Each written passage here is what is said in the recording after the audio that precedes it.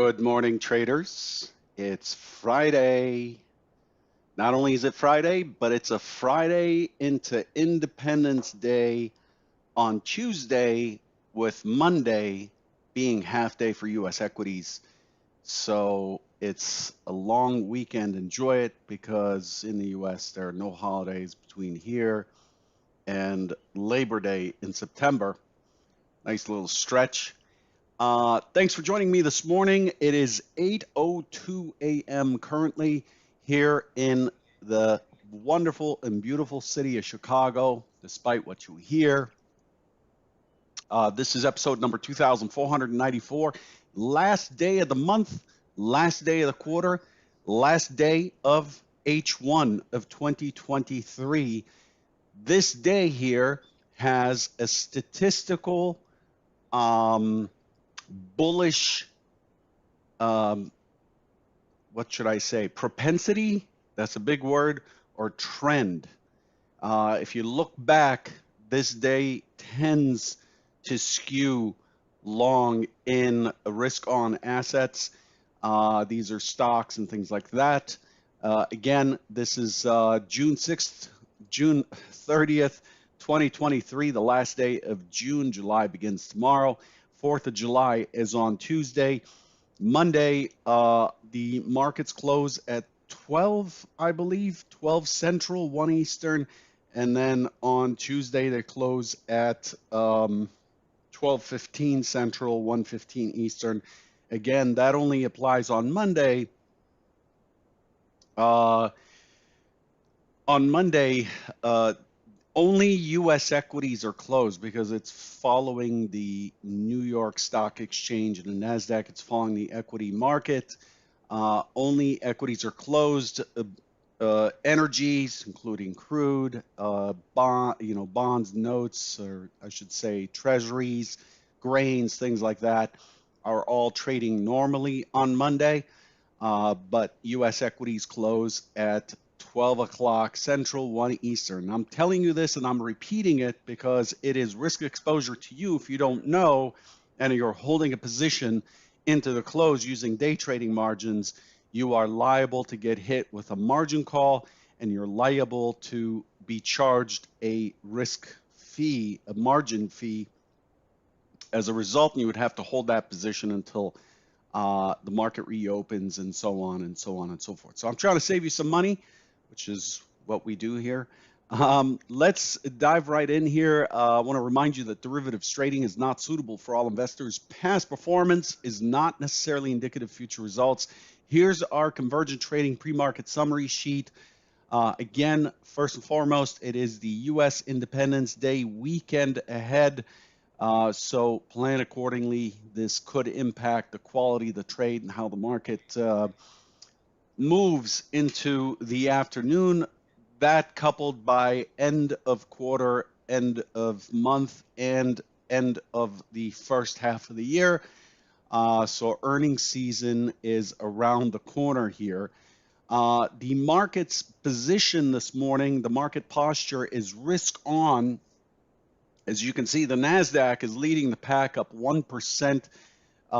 The S&P's up 72 basis points, and then the Dow's up 57. The Dow's been a really low, well, the Dow seems to have a lower beta to the other indices than normal. It tends to have a beta of about 70% or so compared to the NASDAQ, to the S&P, and probably like 50% or 60% compared to the NASDAQ.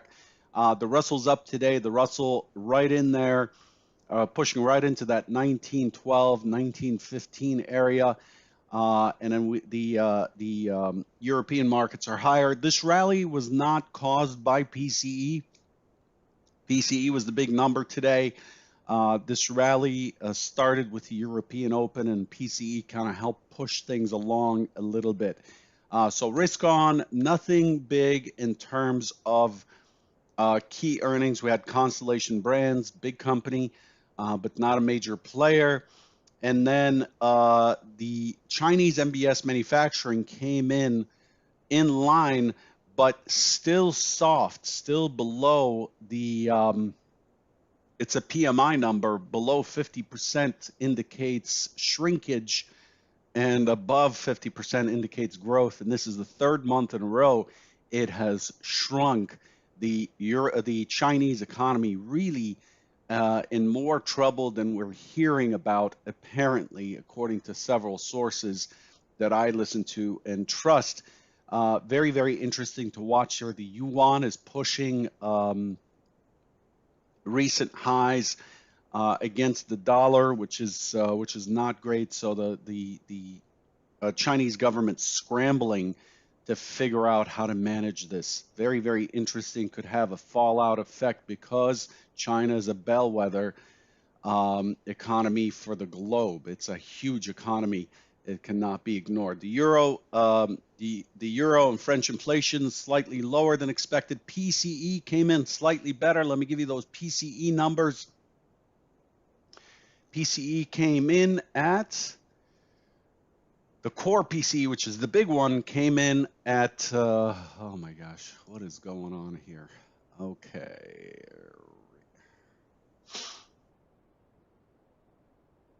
Shifted to net. I'm looking at the calendar and it just decided to go to next week. Core PCE came in line at 0.3%.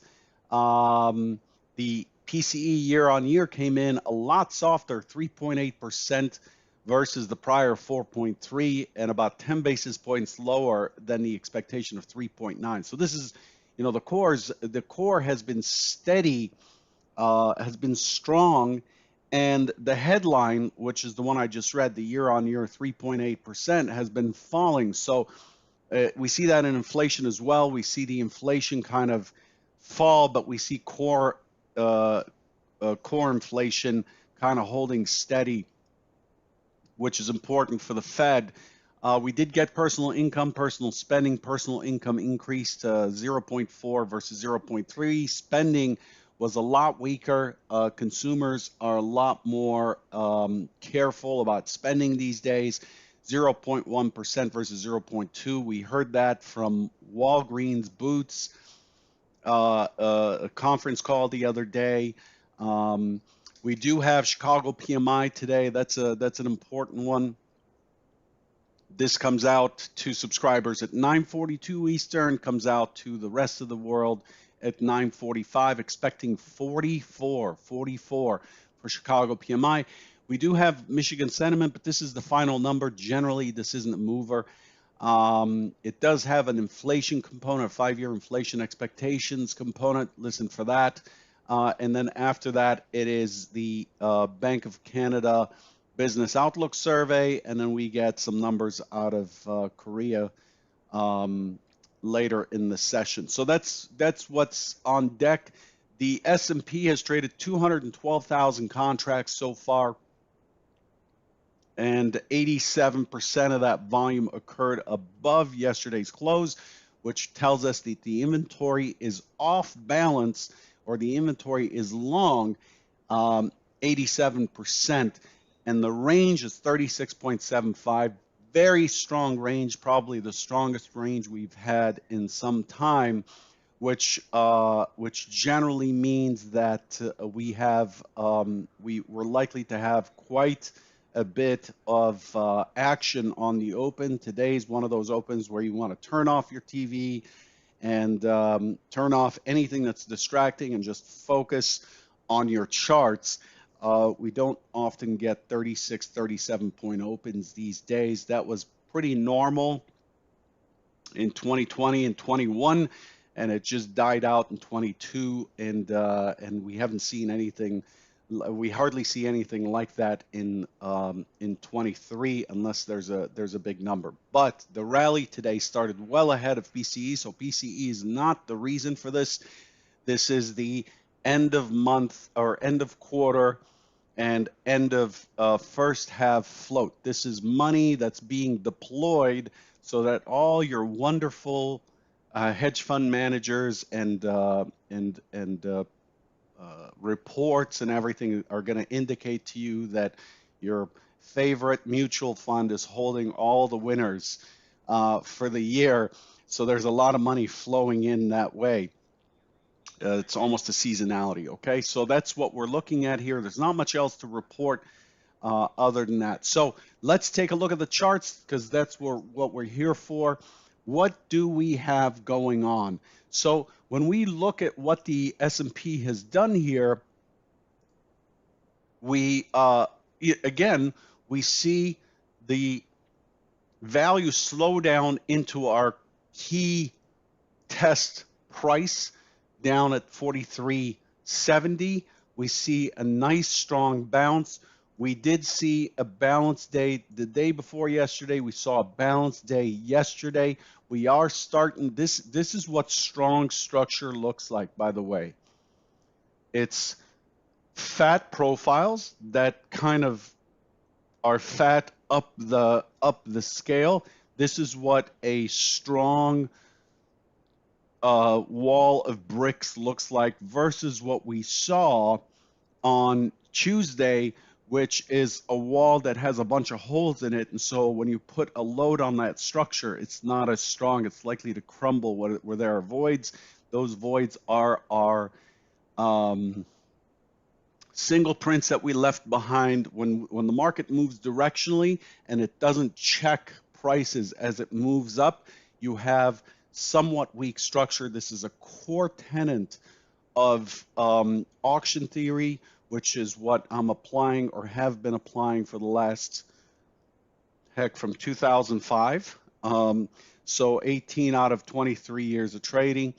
And so what we saw the day before yesterday and yesterday is very methodical sort of building of value. So value migrates. Generally, we want the market to test the prior value, check, trade that, then move away, create new value, and then you want the next day to come in, test that value, and then shift value higher, which again is what happened between yesterday and the day before.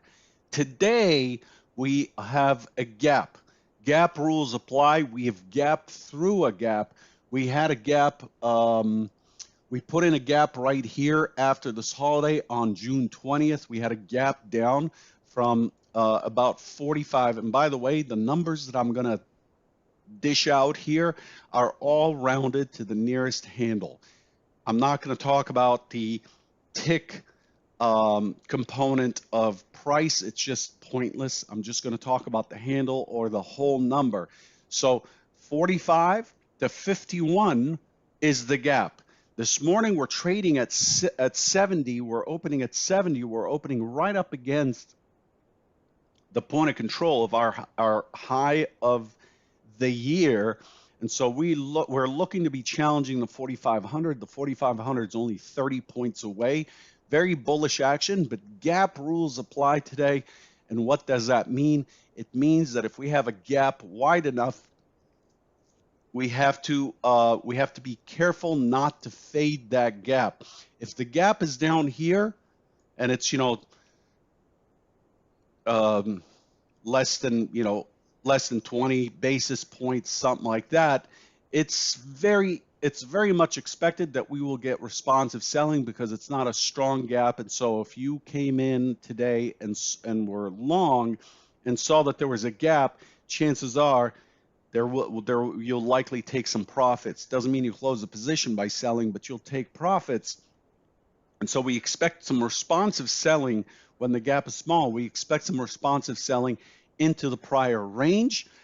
This is an external gap, meaning it's a gap away from the prior range entirely, not just a gap away from settlement, which is what an internal gap is. Today is a substantial gap. It's about a 1% gap from yesterday's settlement. And for that reason, we generally don't want to fade that gap. So it's very, very important. Again, I know you've heard me say this a billion times if you've been listening to 2,500 episodes. Some of you, I know, have been listening to 2,500 episodes. I have no idea how you do it, just listening to me every morning saying the same thing. But the 25, the 44.70 at the open, we want to see how impressive are those sellers that are going to be motivated to sell into the gap because we have an 87% long inventory. We want to see how impressive that rebalance is. Is it going to go back to the half gap? So 44.70 to 40, that's 30 points. So the half gap is going to be 55. Are we going to push back to that 44, 55, 44, 51 and test that? That'll be the bottom that coincides with the bottom of this profile here. Does it test that and then create a bounce, which is what I'm expecting? That'll be just wait for it to come in towards that 44, 55, 51 area. Look for a long, very well-defined risk. You do not want it into the gap zone. You don't want it into the below the 50 and pushing into the gap zone down into 45. If it holds, then you are very likely to turn up and test the naked point of control that's above us. And that gives us about a 3.5 to 4 hour trade right away. Gaps are very important because they are telling us that the market is out of balance. When the market is out of balance, price discovery is generally more aggressive. Okay?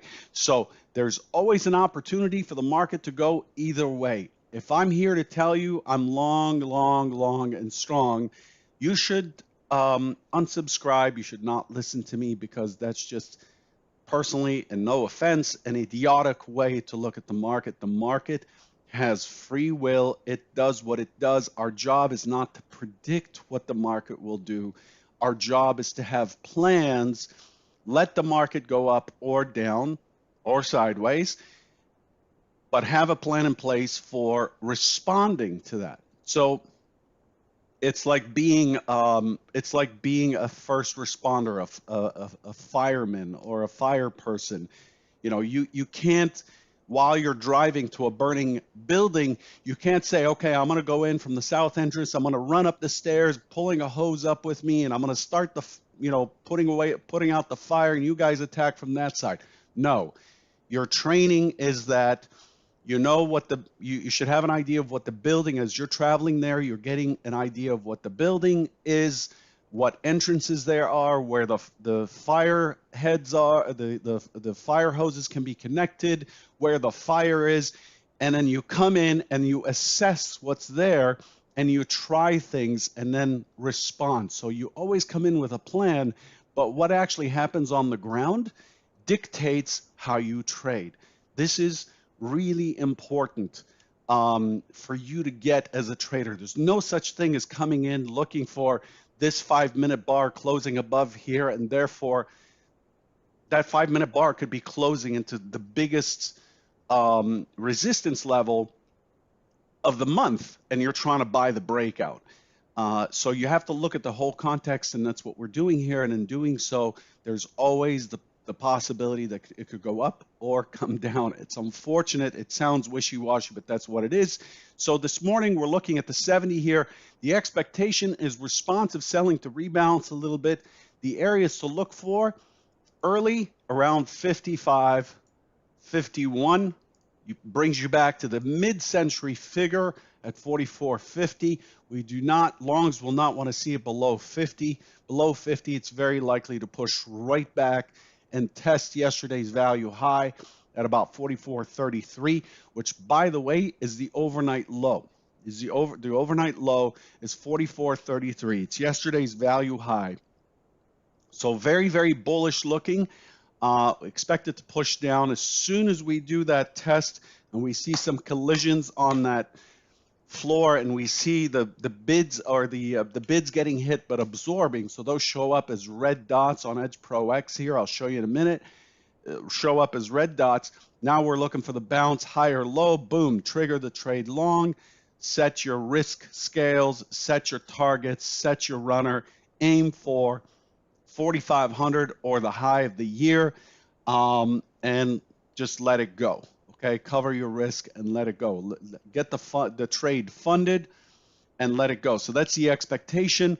Push back into the high of day. We do have an excess high here from about 87 to about 93. There's an excess high. This is a strong selling streak from earlier, so you want to scale out ahead of this 87 for sure. And then whatever you've got, you're holding that to 4,500. You're wanting to see the 4,500 go, and you want to see the splash or the spike above the 4,500 for all the sellers that sold into this move down. Anyway, I only have a couple minutes left here, but that's the big picture.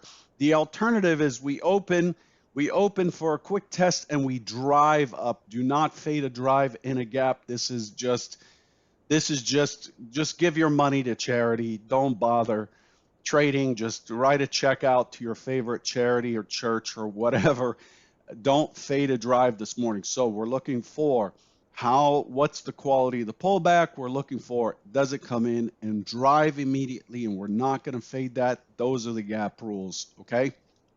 So let's look at what it's done in the overnight session here. Look at that overnight session. We have great separation between the day generated prices of full session VWAP, full session mid. We have a multi-distribution profile. You could see that the market is in a trend.